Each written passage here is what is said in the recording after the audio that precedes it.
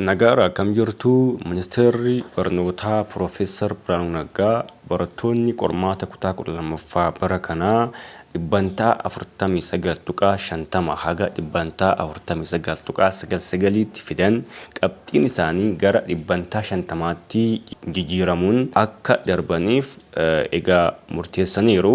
Egaa haruma kanaan qabxiin darbiinsaa 600 irraa 300 ture gara 297tti kan gasiqateera.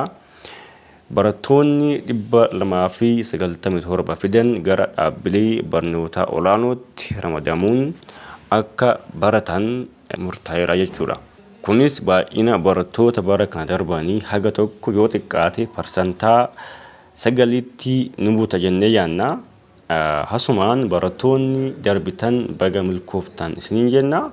Egaa poolisiin biyya kanaa namaaf hin galu akkuma isaanitti tolu gochaa oolu. Maaliifuu barattoonni milkooftan baga milkooftanii qabxiin barattoota baay'ee sirreeffamee dhumeera. Yeroo ammaa kanatti siistemni ittiin komii dhiyeeffatan cufamee jira jechuudha.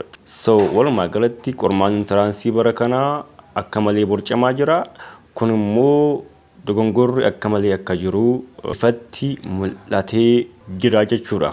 Ta'us barattoota naannoo baadiyyaa jiraniif wanti kuni baay'ee hin sirreeffamne. Ibin manneen barnootaa baay'een illee komii isaanii dhiyeeffachaa turaniiru. Garuu manneen barnootaa naannoo baadiyyaa jiraniif hagas hin lalamne jechuudha. Walumaa galatti qabxiin darbiinsaa kuni barattoota rimediyaalii irratti dhiibbaa uumuu danda'a jedhee yaada. I think kaayyoon kana gochuu isaaniiyyuu barattoota rimediyaalii xiqqeessuuf akka ta'e ifatti kan mul'atudha. Ta'us rimediyaaliin bara kana akka jiru beekamaadha. Kanas gaa dhibbantaan 40-50 fidan gara dhaabbilee olaanootti gara rimediyaaliitti akka darban dubbatamee ture. Wanti biyya kanaa namaan galu waan ta'eef shaaramuu danda'a, xiqqaachuus danda'a, guddachuus danda'a. Because biyya kanatti poolisiin dhaabbataa ta'e hin jiru waan ta'eef jechuudha. Barattoonni milkooftan baga milkooftanii.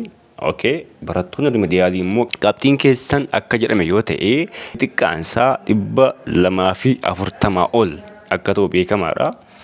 Garuu xiqqeessuu danda'a jechuudha. Kanneen osoo hin milkaa'in afaan immoo uumamitii gama hundumaan isa faana jirra. Jireenyi immoo itti fufaa horaa bulaa isin jenna. Nagaan ta'a.